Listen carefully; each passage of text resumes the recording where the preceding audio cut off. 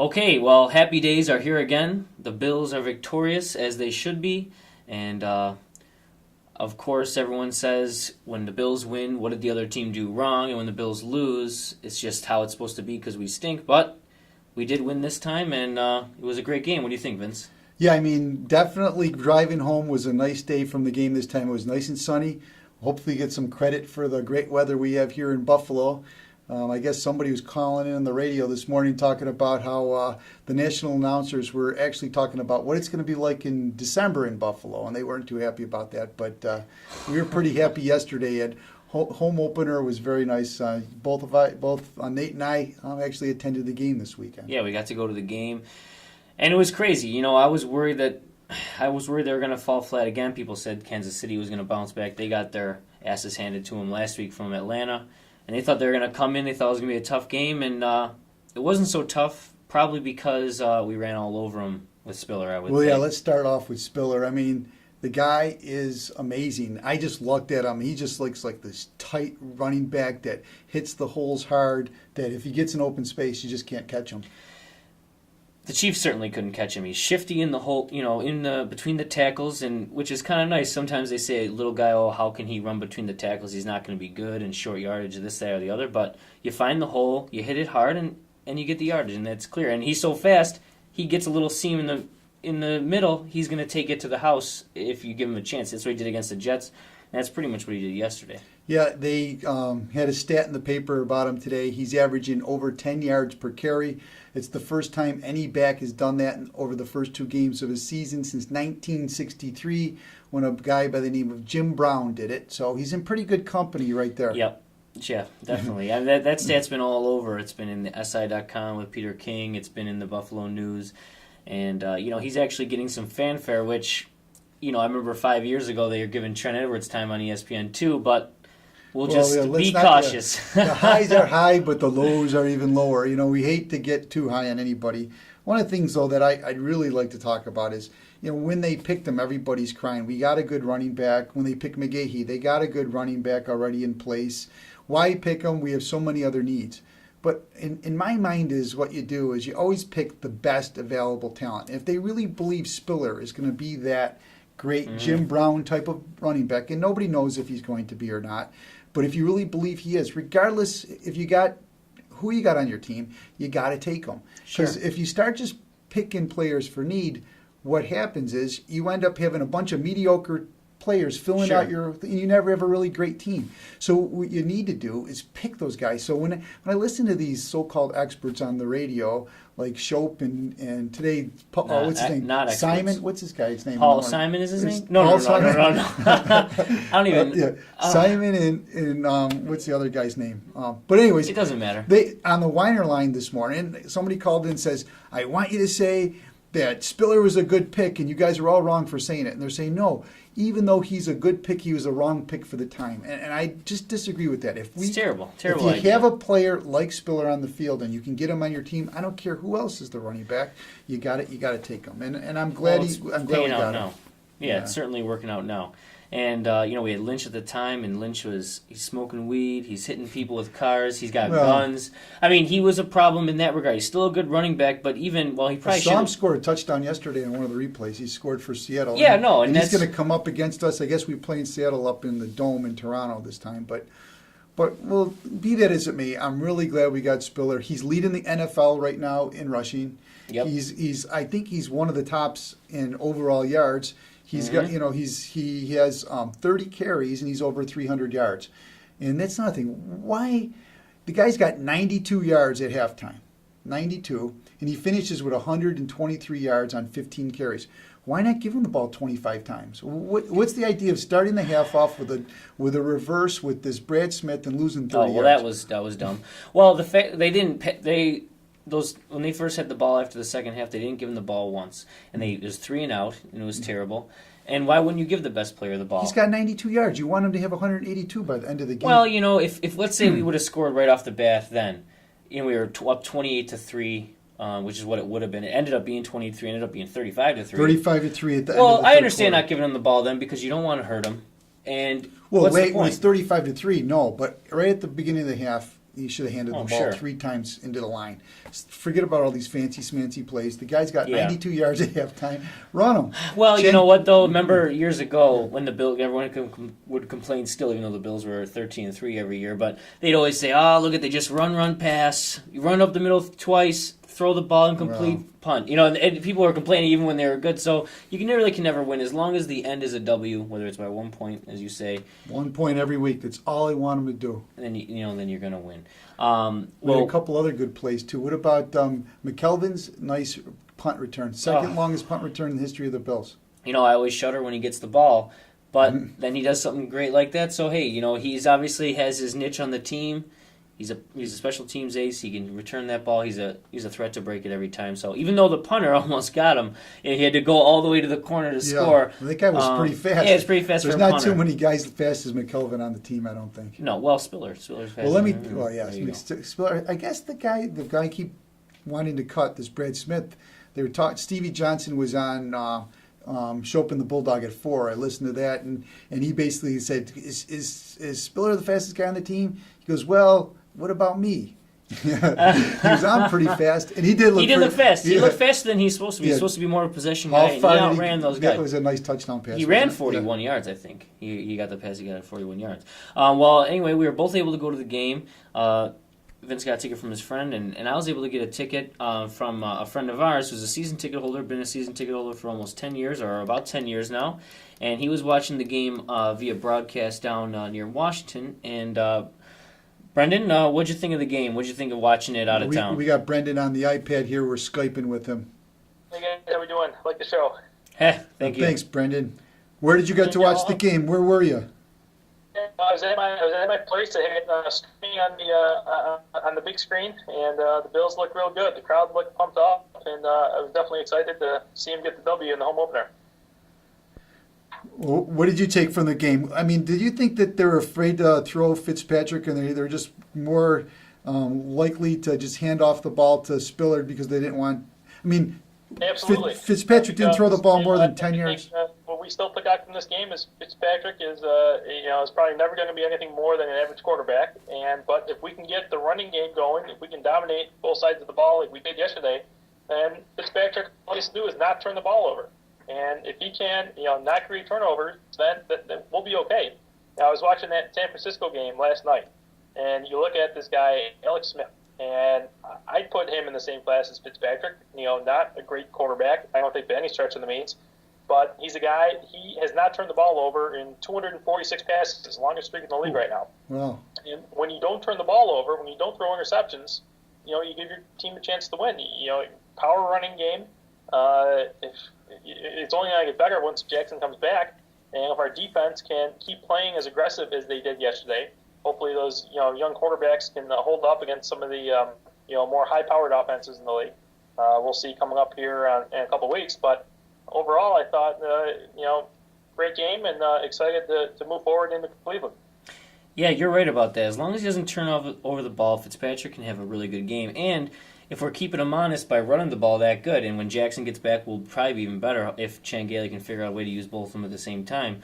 But as Fitzpatrick, I don't care if it's a 5-yard pass and guys are able to run another 5 yards, that's a first down. As long as he doesn't fumble the ball or throw an interception. I mean, he threw some bad passes. He threw them into the dirt. The first play, I thought we were in for a long day. He threw it right into the dirt, a wide open Chandler. Yeah, what did that look like on TV? Was he wide open or what? He was wide. It was the exact same play that they ran where Chandler gained 40 yards, in the second half. Right. Threw that strike on the leg. But he hit him. He would have gained 40 yards on that first play of the game as well because there was no one even close to him, and Fitzpatrick hesitated for some reason, and was late getting the ball, and on top of that, it was an awful pass. So I thought for sure, we're in. No, I really think I almost thought he was throwing it away on purpose because he waited so long and it was too late by the time he got it. He says, instead of getting an interception, I'll throw it away. I'll give him the benefit of the doubt. But it was a terrible pass. No, that was right in the dirt. You don't think he was throwing it in the dirt on purpose? Oh, no. I mean, how could he? The guy, Chandler had a vast expanse in front of him to run. And he's actually pretty quick for a tight end. He would have gotten 50 yards. Yeah, what do you think about that one play he did get 40 yards? And on the radio, they were saying basically that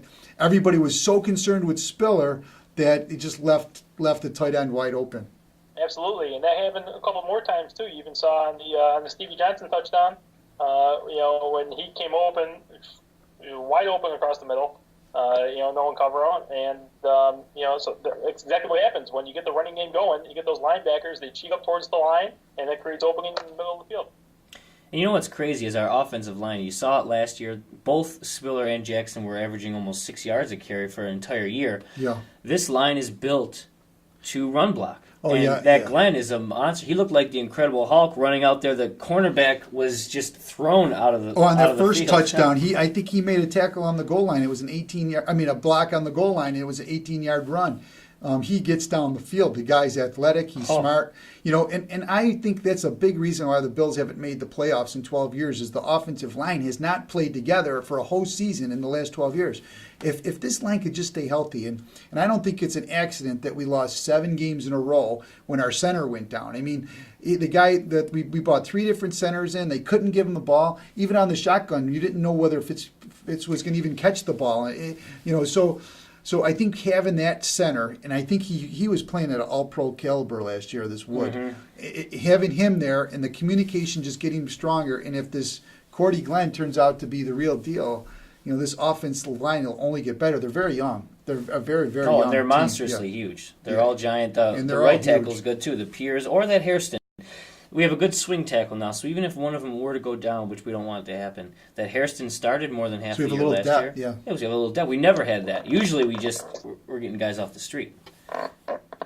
Well, Brendan, you have anything else to add here? We'll move on. I don't know what was going on over I'll there. hang up and listen. I thought Kyle Williams was just dominant all game.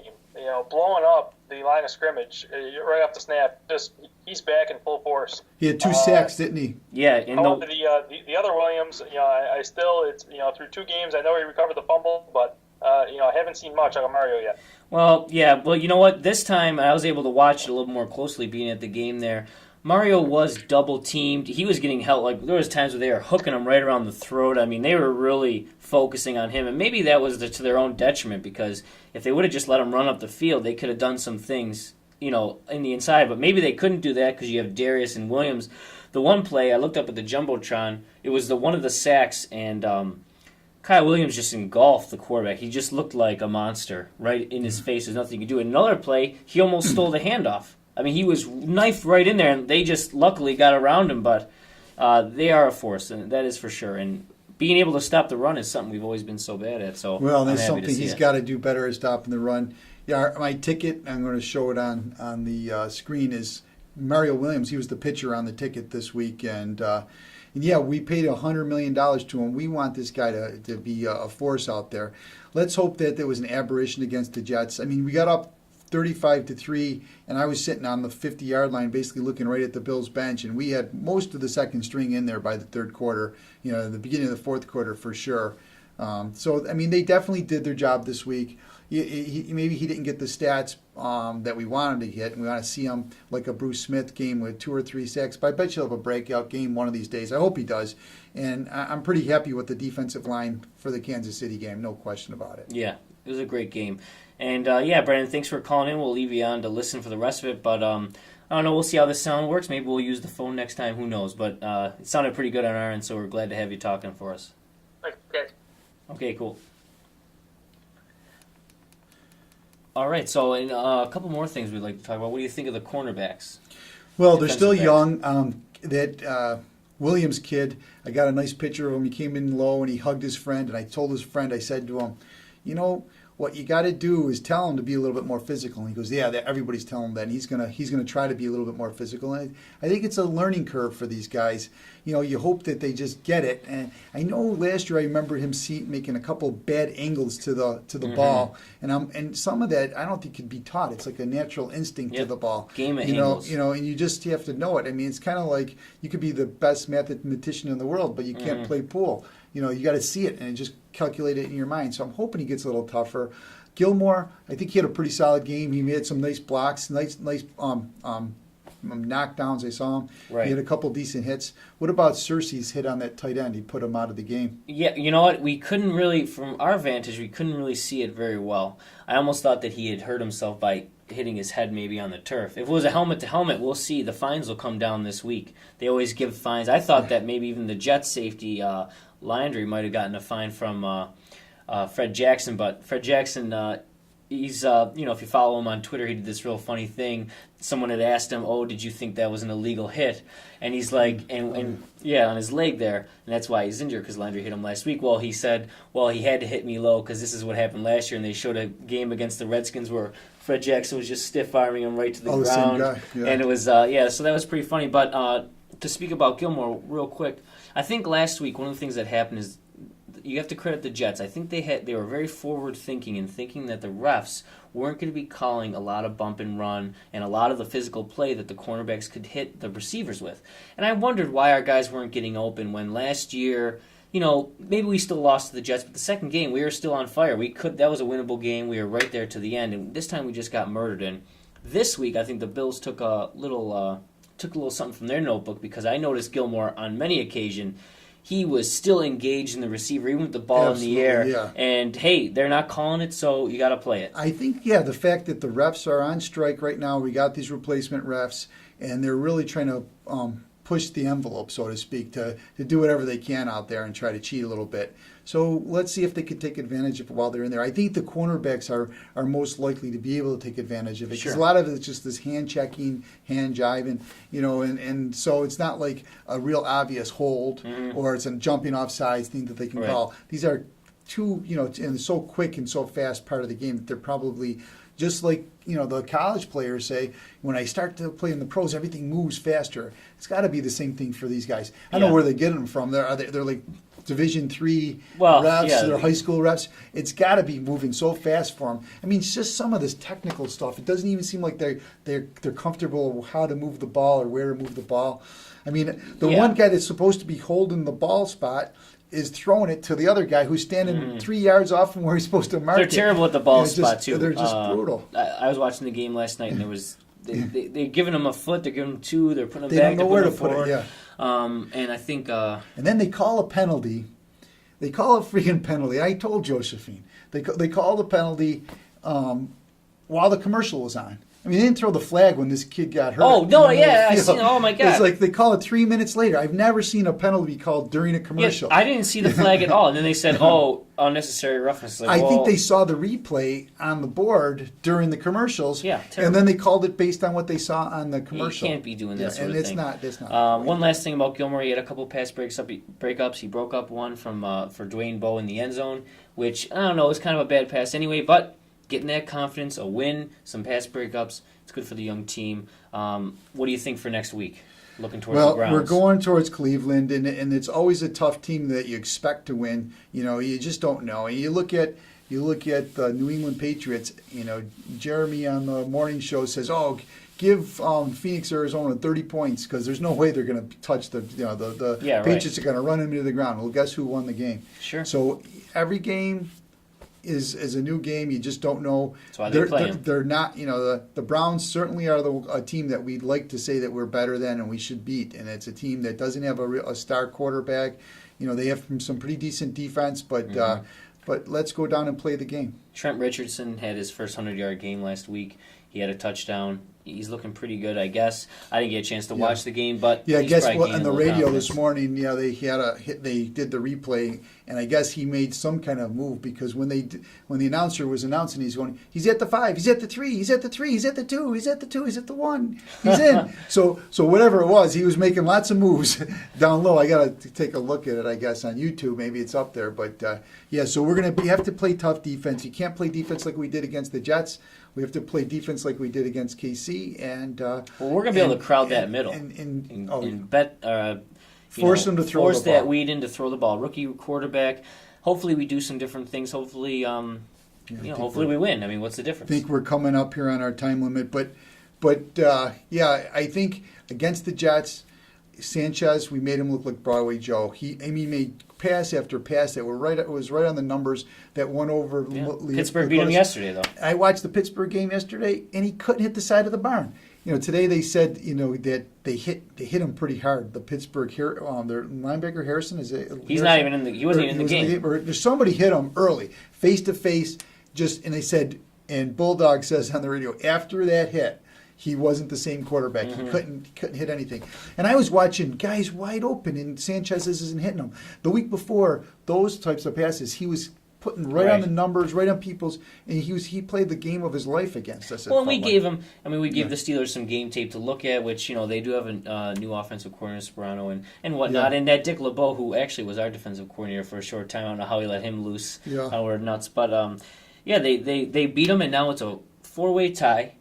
All 1-1. We're the only ones to tied have for lost. last place. We're the only ones with did Dolphins lose a division game too? Because we're the only ones that lost a division game, so we should be dead last, actually. Yeah. Well, the Dolphins are going to play the Jets next week, I think. The Jets are going down to Miami. Oh, okay. So hopefully, hopefully Miami wins that. Because I'm much more, I'd rather the Jets lose some games than Miami. Let Miami win one. I don't care. They stink, right? They stink. I'm not worried about them. However, they'll, who knows? But I hate the Dolphins. I can never root for them. It's terrible. I was telling Nate the other day, my second favorite team in the NFL.